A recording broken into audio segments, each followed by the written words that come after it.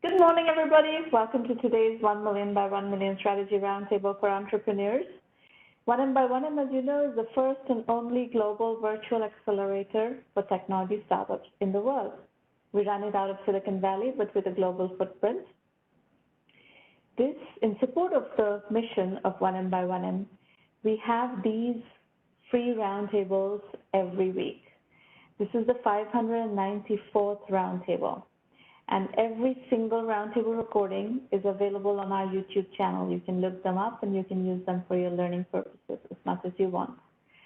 On Twitter, we're at 1M by 1M and at Stromana, and our hashtag today is 1M1M.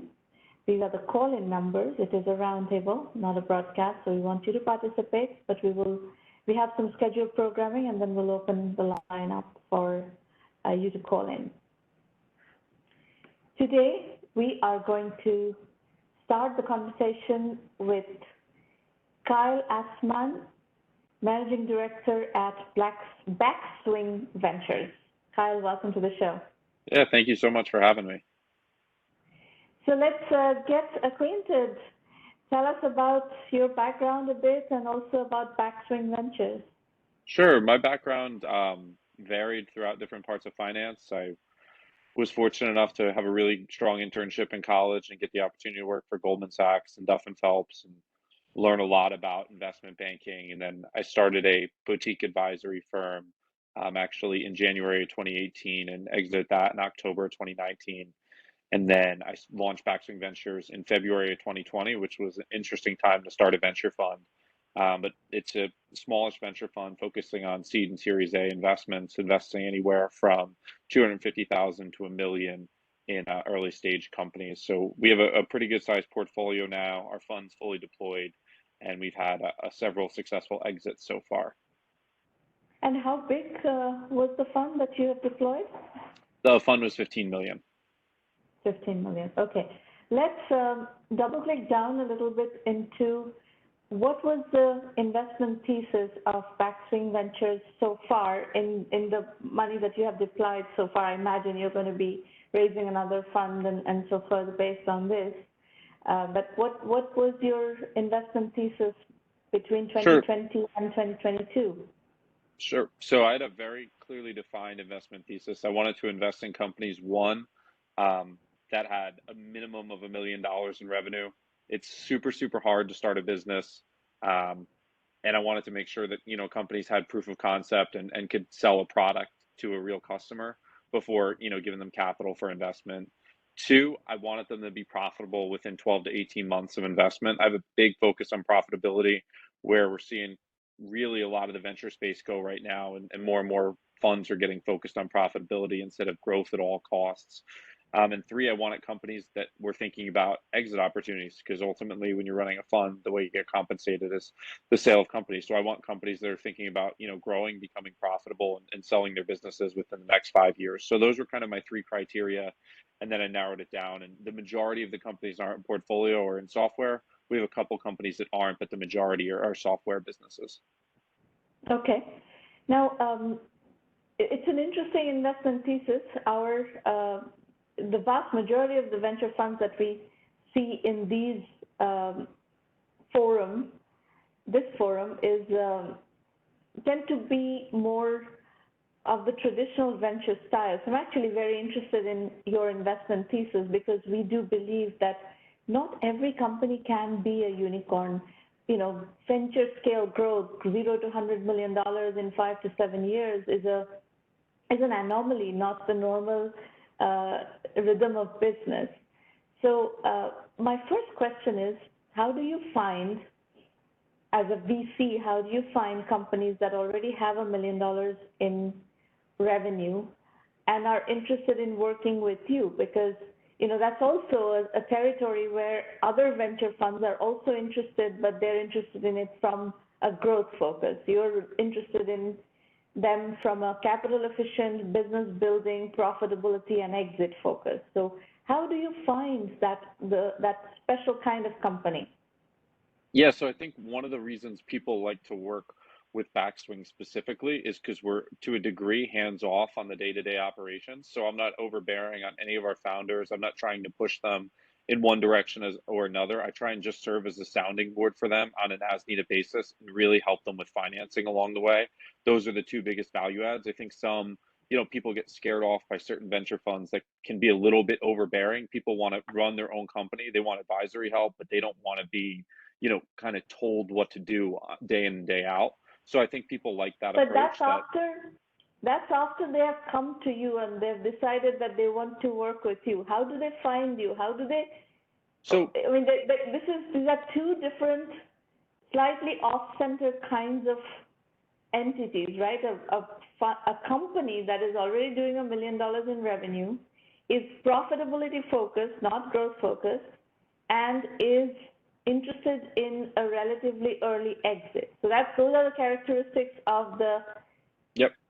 the Yeah. business. So And on the other hand, you have a particular kind of venture fund that is looking for those kinds of businesses. So what is the source of your deal flow? So I see a lot of deal flow from other venture funds that companies might not have the growth rates that they're looking to see. I get a lot of people who reach out to me via email. Honestly, I probably get somewhere between 10 and 20 emails a day just from different companies. Not saying that any of them tend to be a fit. Sometimes they do, sometimes they don't. I network with a lot of lawyers and accountants and people who are involved in the formation of these companies. I do a lot of networking with other fund groups and business groups in the area. So I really, it's a lot of networking trying to get out. And then, once you put yourself out there enough, people start to find you and come to you looking for funding, and then you can evaluate the deals. And what is the geographical spread? So actually, it's really, it's really anywhere globally. We have a company we've invested in, and it's based in Israel. The majority of our investments, aside from that one, are based in the United States, but we've looked, close and hard at multiple companies in France and the UK, and we do have one investment in a company based in Israel. Okay. And double click down for me on software investments. So what in software do you like to invest in? Are we talking about B2B SaaS or enterprise Yeah, software? Where do you like to invest? I like to invest in B2B. Consumers can be flaky. I really like to go with business software. I understand the multiples and the metrics and what companies are looking for from an acquisition basis and what the numbers should be. So I've really become sort of an expert on the numbers in B2B SaaS. So I'm very comfortable investing in that space and knowing, having a pretty good eye for what companies are going to be ultimately successful and what companies are going to be ultimately unsuccessful. So that's kind of the niche I've hollowed in on. But if I find companies, as I mentioned, I have a couple of companies that are outside of B2B SaaS. They fit my criteria perfectly, and they had really strong founders, so we invested in them. But the bulk of the portfolio is in B2B software. Okay. And you said you've already had a bunch of exits, yeah? Yeah, to date we've had two. Two. Can we do those two case studies? Tell me more about what these companies did. In what state did they approach you? What did they have at that point? And how long did it take for those companies to get to the exit? And what was that journey? I want to kind of understand these two case studies a bit better. And I'll tell you the overall framework in which I'm asking you these questions is the context, what we call bootstrapping to exit. We actually have a track in 1Mby1M for the kinds of companies that you are looking for, where people want to go to exit straight away. They don't want to, they don't want to swing for the fences. They want to build capital efficient ventures and then they go sell early. So we actually have Yeah, I very think good, strong interest in what you're doing. I think that you make a good point. Those are the kind of a lot of the companies I try to shoot for. If you can invest in a company that, that's valued at say $5 million, and it goes to $50 million, that's a phenomenal return for any investor.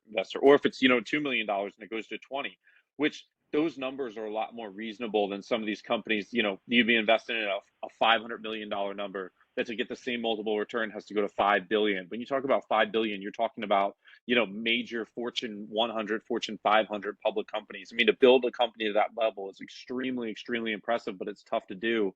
I was meeting with someone yesterday and I talked about, Apple, look at the challenges Apple and Amazon had getting started. I mean, Jeff Bezos started Amazon. It was an online book retailer. Now it's debatably the most successful cloud software company in the world with Amazon Web Services. And same thing with Apple. I mean, I don't think anybody would debate that Steve Jobs is one of the top visionaries ever in the technology space, and he got fired from his own company.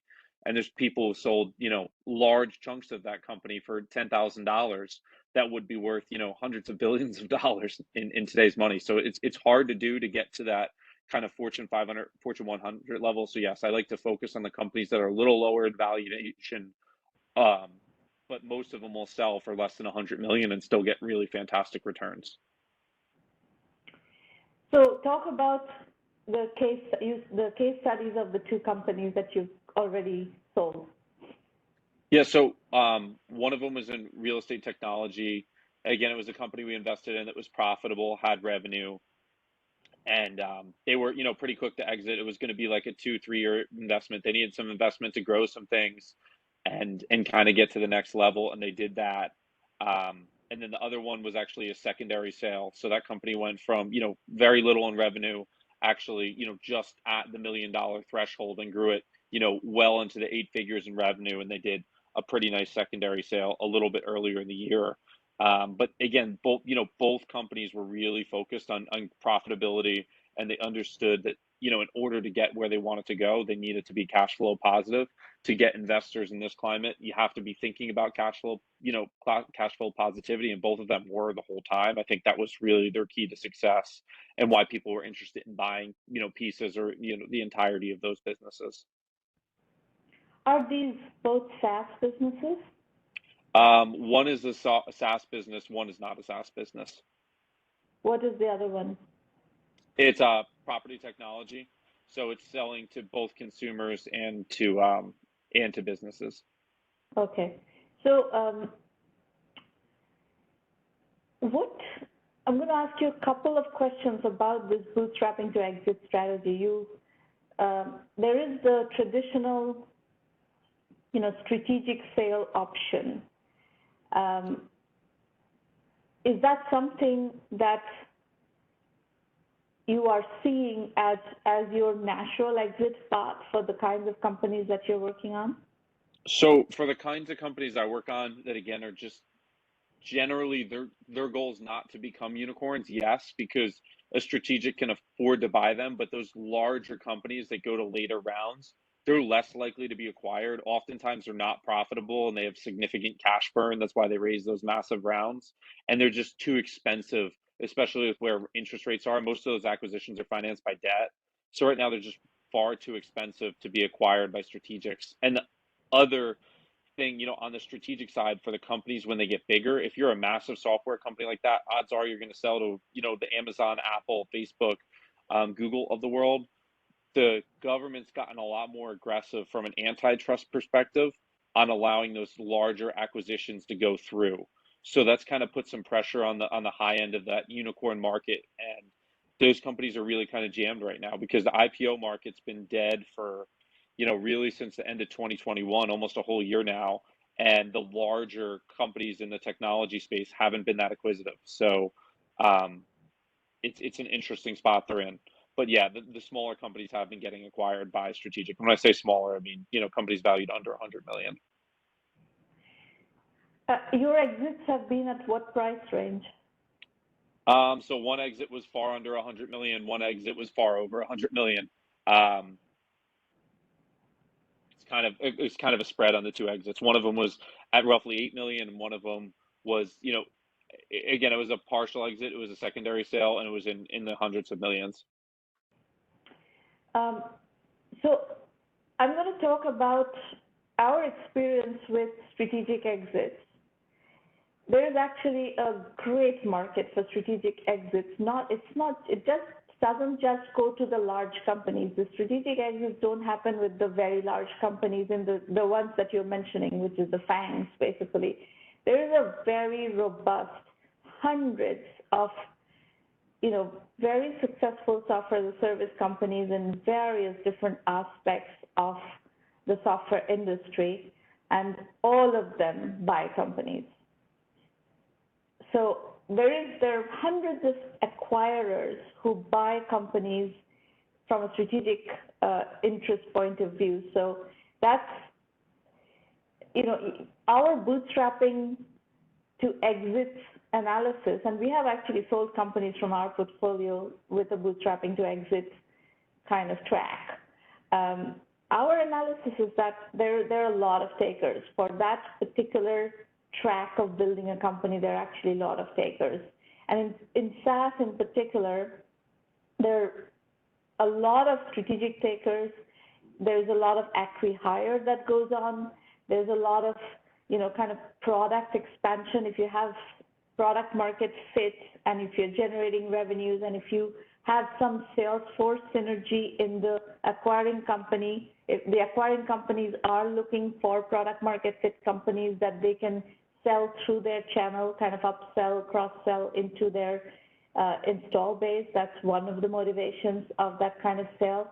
Another one is to acquire a new kind of technology, AI being one of the core ones. Everybody is looking for AI expertise, and acquiring AI expertise using an acquisition as the way to get that expertise in is going on in droves right now.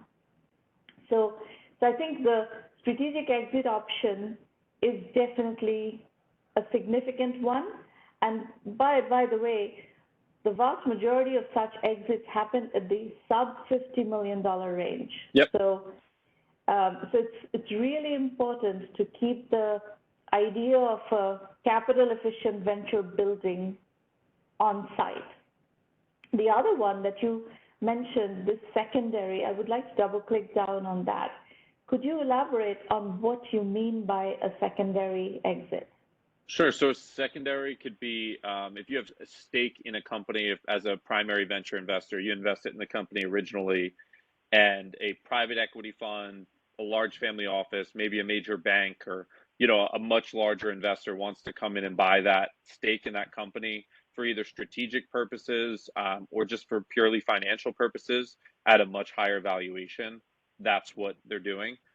So that we've seen that happen in one of our companies. We've seen actually some secondary tender offers on some other private company stocks, but the secondary market is actually growing a lot more robust for private companies as these funds are investing, and they want to get LP liquidity. Sometimes the founders need some personal liquidity, so there's becoming a lot larger of a market for private company shares to be purchased before the company is acquired or the company goes public.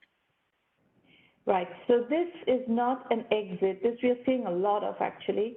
This is not an exit for the founders. So this we don't really Correct. consider bootstrapping to exit. This is more a fund strategy of small funds that cannot really do the pro rata. They don't have enough money to do the pro rata in very large rounds, later rounds, and they spend 2, 3, 5 years as investors in a company, and then as Series C, Series D starts to kick in and larger investors get involved, they exit their portion of the holding. And a lot of small funds are following this strategy. Kyle, you have a question from the audience. John Knapp is asking, are you doing follow-on rounds with the portfolio, or is it just one round that you invest in? So as you just kind of mentioned about the pro rata and the large round, the answer is it totally depends. A lot of times we'll invest if the company is a bridge round or a later round, but if we invest in a company at a valuation of $6-8 million and they're doing a Series B or Series C at 100 million, the amount of equity we would get from that purchase at that valuation typically just isn't worth it to put that additional capital to work. The returns are so diminishing that we've kind of rather focused that capital on companies that are still in a lower valuation range, or two, just a new investment. So the answer is it depends.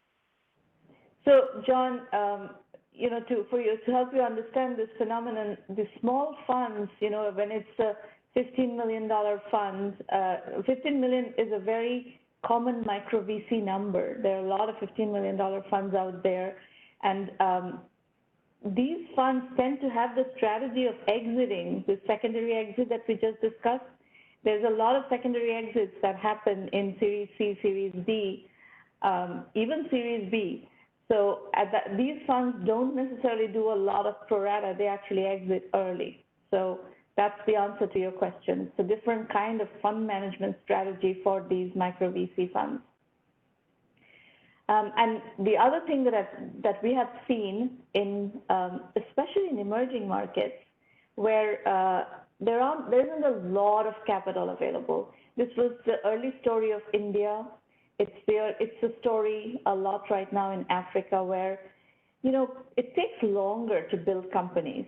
So the people who do the very early rounds, for these companies to get to a trajectory where in the next 5 years this is going to become like a, you know, million to 100 million. Maybe it takes 3 years or 4 years to get to a million, and then the million to 100 million journey is going to be done by different VCs.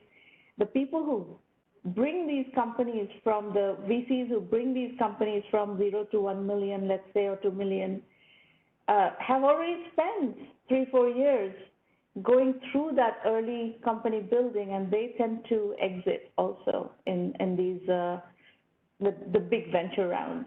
So this is another phenomenon that helps the emerging markets come up to par.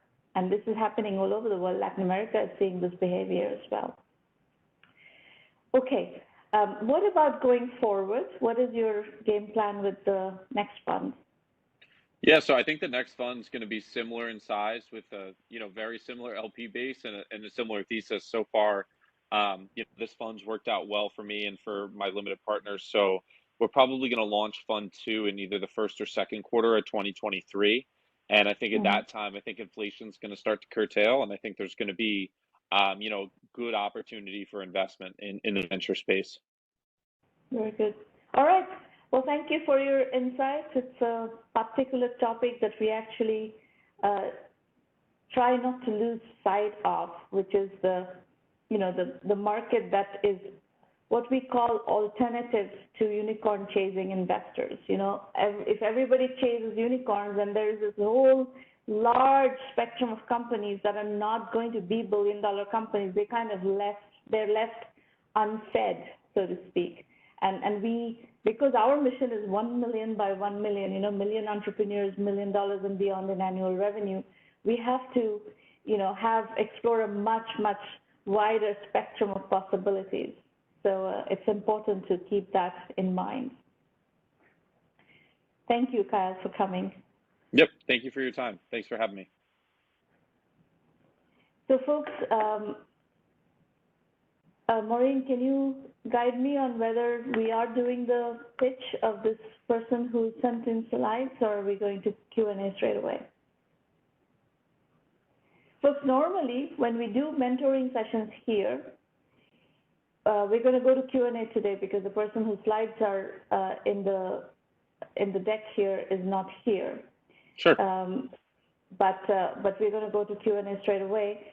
We normally use these also as safe working sessions. So if you're working on a project and if you want feedback here from me, from investors, you're welcome to show your slides and discuss your venture. And if you're shy about discussing your venture in a public forum like this, then you have to go into our private forums, and that's part of the premium program. I will explain to you how to use 1M by 1M.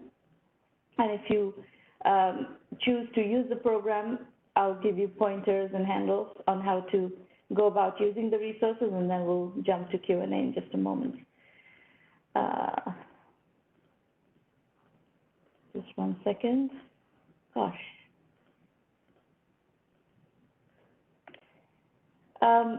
Everything is on 1Mby1M.com. You'll find a blog that is very rich, and you will find the Entrepreneur Journeys book series that is on Amazon, also another good learning material. There are 12 books, all case study based. You know, the whole philosophy of 1 million by 1 million is you're learning from people who have done it before. We have 100+ unicorn entrepreneurs who've shared their stories and their journeys, and we have 400+ venture funded companies, 400+ bootstrap companies. So we have like tons of great case studies, and all these nuances. We talked about a very nuanced investment thesis today, and understanding these nuances helps you navigate. So if you go to a bunch of traditional VCs, with an investment thesis that is you want to get to profitability and exit quickly, you will get no's, right? The whole concept of investor-entrepreneur fit is really, really important. And we stress heavily on that. That's why we try to educate you on how to achieve investor-entrepreneur fit. These roundtables happen every week. You're welcome to come as many times as you want. You can pitch once, but you can come as much as you want. The premium program is an annual membership fee-based program. You get extensive methodology guidance. You get access to our curriculum. You get access to our Rolodex. So help with potential customers, channel partners, investors, media, analysts, all of that is part of the premium program. You get strategy consulting in private roundtables.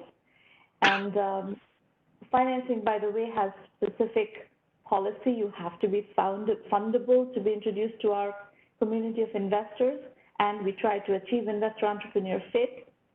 But we help you through that process. We guide you through that process. If you need to adjust your strategy or pitch, we help you through that process. Go to the self-assessment. On the pitch, these are the due diligence questions that you're going to be facing. So try to run your pitch through these due diligence questions and see if you can answer them. You have to answer them in a compelling way, so better prepare well and be able to impress your investors on the receiving end. Bootstrapping is a very big part of the philosophy of 1 million by 1 million. What you heard today from Kyle requires an enormous amount of bootstrapping to get to $1 million in annual revenue. So bootstrapping is something that you have to take into account. There's a less than 1 hour bootstrapping course on the blog pinned to the top. I strongly suggest you do that because it gives you an overview of bootstrapping. If you haven't done it, I strongly suggest you do that. We have released 30+ courses on Udemy, which also will help you learn. So very, very reasonably priced and definitely can be a good starting point for you to learn the 1M by 1M methodology. If you want to access the entire 1M by 1M curriculum in one place, that's all available at the curriculum on our website, and that's available as 1M by 1M Basic, which is $99 a month curriculum only, or through the premium program, which is a $1,000 annual membership fee. Go dig around on the website and see what method of learning do you want to follow. We have offered you many different ways of learning through our material. There's a lot of FAQs, video FAQs, full description of the curriculum. The curriculum is very comprehensive, and it's all case study based. You are learning from people who have done it before. You're learning from the founder of ServiceNow. You're learning from the founder of Viva. You're learning from the founder of Zoho. And it's an incredible opportunity to hear from them and learn from them directly their lessons from the trenches, how they have navigated their journeys. Our investor introduction policy is outlined very clearly on the website as well. Our philosophy is do not go to investors as beggars, go as kings. And what you heard earlier from Kyle today is 1 million ARR if you're doing SaaS or recurring revenue business, but 1 million in revenue is something that gives you negotiating power. When you come to the table with an investor, it gives you negotiating power. And that requires bootstrapping first and raising money later. That's it. These are the November roundtables. We have 3 left in November, and we can take questions now. Kyle is also here. Kyle can also answer questions. If you want to dial in and chat, you can do that. You have a dial-in number and access code that you can use. So anyone, any questions? And while you're going to Q&A, let me introduce you to Irina Patterson. If you have questions about the program after this call, you're very welcome to contact Irina, and she's very knowledgeable about the program. She'll be happy to answer any of your questions. You can dial in, John, as I said, you can dial in, you can even turn on your computer audio. You want to actually dialogue, John? Maureen, can you give... Surely I do. Here we go. Go ahead. Hi, and thank you, Kyle, for the perspective that you shared. And Sarmana, you really, I think, highlighted well some of the subtleties of this VC thesis. And so, Kyle, my question has to do with your deal flow. And I must imagine that some of the companies that to which you are introduced that meet your criteria are just like, no, we're good. And so tell me about that dialogue, particularly. And the reason I'm asking is because I suspect you have a valid counterpoint to that stance.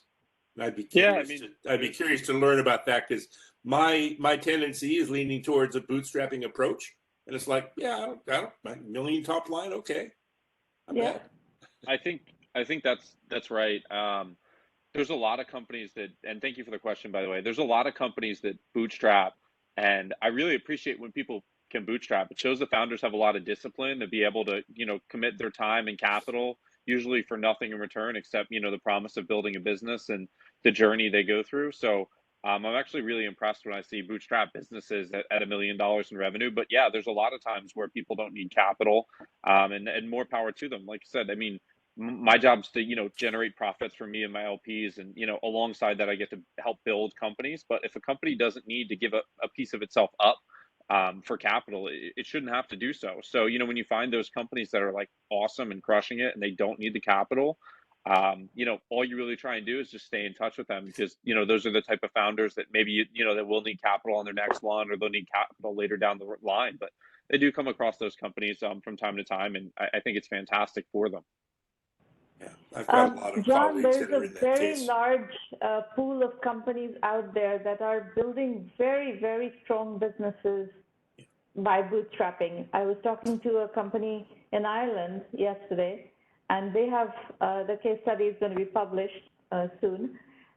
This company has gone to $30 million in revenue by bootstrapping.